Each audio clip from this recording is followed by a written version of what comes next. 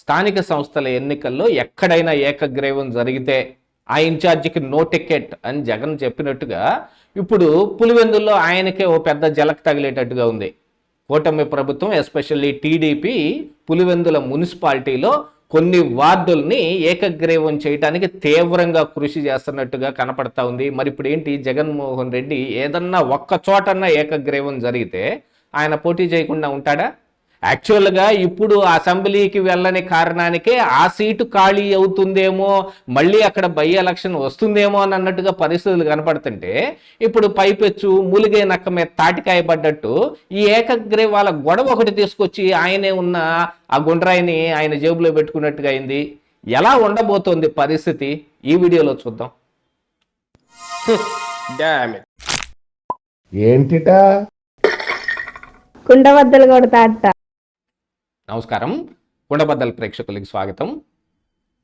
ఏదైనా సరే జగన్మోహన్ రెడ్డి తెగేదాకా లాగటం, ఆ తరువాత కూర్చొని ఏడవటం, ఇలాగనే ఉంది పరిస్థితి. ఆయన ప్రతిపక్షంలోకి వచ్చిన దగ్గర నుంచి, ప్రతిపక్ష హోదా దగ్గర నుంచి మొదలు పెడితే ప్రతి విషయంలోనే ఇలానే జరుగుతుంది.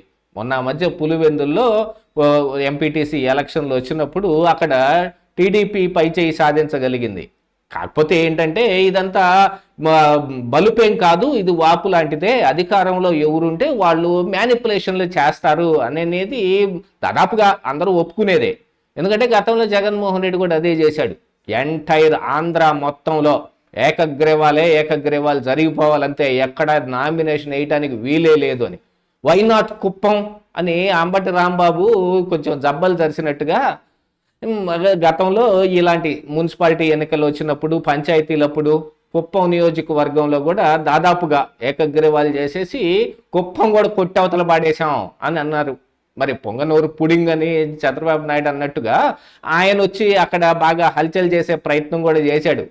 కోర్స్ దాని మీద జగన్మోహన్ రెడ్డి వేరే మాటలు మాట్లాడుతున్నప్పటికీ గాను అధికార దుర్వినియోగం జరిగింది అక్కడ అని చెప్పడానికి ఏమాత్రం సంకోచం లేదు. జగన్మోహన్ రెడ్డి నిట్ట నిలువున చేశాడు అది. మరి ఆయన జయంగా లేనిది ఇప్పుడున్న కూటమి ప్రభుత్వం ఏమని మరి మడిగట్టుకుని కూర్చుంటారా? వాళ్ళు చేయదలుచుకుంది వాళ్ళు చేయరా?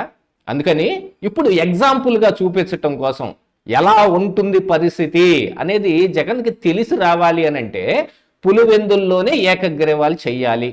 పులివెందుల మున్సిపాలిటీలో దాదాపుగా సగం వార్డులని ఏకగ్రీవాలు చెయ్యాలని పట్టుబట్టి కూర్చున్నారు, కానీ దాదాపు సగం అయ్యే అవకాశం లేదు. యాక్చువల్గా జగన్మోహన్ రెడ్డి చెబుతున్న దాని ప్రకారంగా అయితే సగం అవసరం లేదు.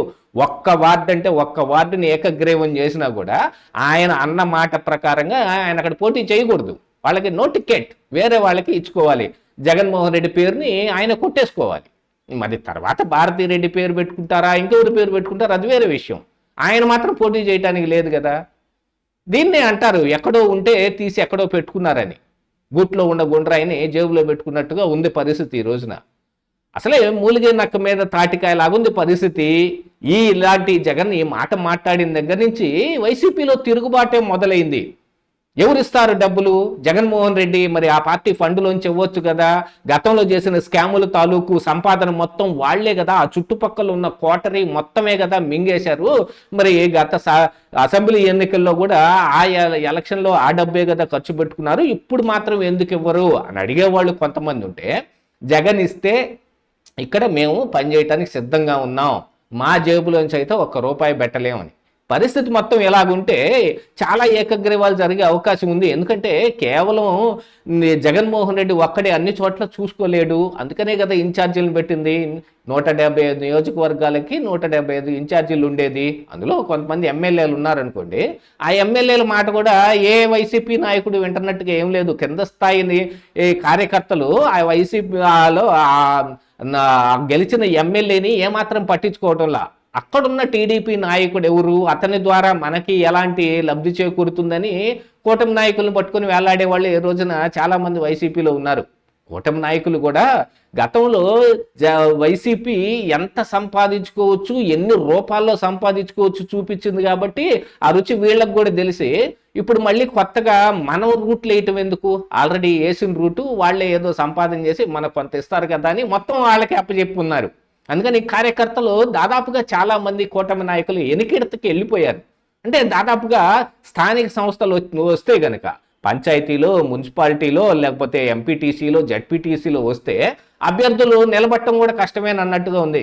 ఇది దాదాపుగా ఈ అసెంబ్లీ ఎన్నికల వరకు ఇలానే ఉంటుంది పరిస్థితి. ఎందుకంటే అధికారంలో కూటమి ఉంది కాబట్టి, జగన్ అధికారంలో లేడు. కానీ పులివెందుల్లో జరిగిన కొన్ని కార్యక్రమాలు చూస్తుంటే, మొన్న సిఐ శ్రీరామ్ విషయం చూసాం. వైఎస్ సునీతారెడ్డికి సంబంధించిన భూమిని ఆక్రమించి నకిలీ పాస్ పుస్తకాలు, నకిలీ డాక్యుమెంట్లు సృష్టించి దాన్ని ఆర్డీఓ క్యాన్సిల్ చేసి పోలీస్ కంప్లైంట్ ఇచ్చినా కూడా నేను సివిల్ పంచాయతీ చేస్తానని బయలుదేరాడు కదా. అట్లాగే కొంతమంది అధికారులు జగన్మోహన్ రెడ్డికో లేకపోతే వైసీపీ నాయకులకో అవినాష్ రెడ్డికో సహకరించే విధంగా ఉన్నా బీటెక్ రవి లాంటి వాళ్ళకు కూడా సహకరించే ఉన్నాయి. అసలు పులివెందుల నియోజకవర్గంలో కూడా కొంత టీడీపీ ప్రభావితం చూపగలిగిన వార్డులు కొన్ని ఉన్నాయి. ఆ వార్డుల్లో ఏ రకంగా ఉంటుంది. అందుకని జగన్మోహన్ రెడ్డి ఇప్పుడు స్వయంగా రంగంలోకి దిగాల్సిన పరిస్థితి వచ్చింది. మరి సామధాన భేద దండోపాయాలు అంటారు చూడండి, వాళ్ళకి తోచిని మొత్తం చేసే పరిస్థితులన్నింటినీ అక్కడ క్రియేట్ చేసి పెడతారు. కానీ బై ఛాన్స్ ఒక్కటంటే ఒక్కటన్నా సరే ఏకగ్రీవం చేయగలిగితే కూటమి, జగన్మోహన్ రెడ్డి తలకాయ ఎక్కడ పెట్టుకోవాలో అర్థం కాదు. అందుకని ఏదైనా ఒక సవాల్ విసిరేటప్పుడు లేదైనా ఒక టార్గెట్ పెట్టేటప్పుడు ఆ టార్గెట్లో మనం లేకుండా చూసుకోవాలి. కిందనున్న వాళ్ళతోటి చేపించడానికి ఆ పనులు చెప్పాలో అలాంటి టార్గెట్లు పెట్టాలో కానీ మనమే ఆ బండెత్తి నెత్తినేసుకోకూడదుగా. కానీ జగన్మోహన్ రెడ్డి పరిస్థితి అలాగనే ఉంది. ఇప్పుడు ఆ బండ ఓ పెద్ద కొండను ఆయన నెత్తిని పెట్టుకున్నాడు. ఎక్కడన్నా సరే ఏదన్నా జరిగితే ఏం గాను అని. మిగతా నియోజకవర్గాల్లో ఇక యథేచ్ఛగా ఏకగ్రీవాలు జరిగిపోయినాయి అనుకోండి, జగన్మోహన్ రెడ్డి వాళ్ళు ఎవరిని తీసేయగలేడు. మీ నియోజకవర్గంలో జరిగితే మీరేం చేశారు అనే క్వశ్చన్ ఒక్కటి ఇక్కడ రైజ్ అయితే జగన్మోహన్ రెడ్డి కూడా పరిస్థితి ఏముండదు. అందుకనే ఇప్పుడు జగన్మోహన్ రెడ్డి మళ్ళీ ఢిల్లీ నాయకుల్ని ఎలా గలవాలి, తన పరువు ఎలా కాపాడుకోవాలి అనే పరిస్థితులకు వచ్చేసాడు. ఆల్రెడీ ఒకసారి అపాయింట్మెంట్ ఉందని, అపాయింట్మెంట్ లేదని, మళ్ళీ తర్వాత కాదు ఇదిగో మేము నీకు సహకరిస్తామన్నట్టుగా వాళ్ళు కూడా కొంత లొంగి రావటం, ఈ పరిస్థితులన్నీ చూస్తూ ఉంటే జగన్ మళ్ళీ ఢిల్లీ వెళ్ళేటట్టుగానే ఉంది. ఏం చేసైనా సరే లోపాయికారీగానైనా ఇప్పుడు ఒప్పందం చేసుకోవాలి. కనీసం నా నియోజకవర్గం జోలికి రాబాకండి, మీ మిగతా వాటిల్లో ఏదైనా చేసుకోండి అని చెప్పుకోవాల్సిన పరిస్థితి.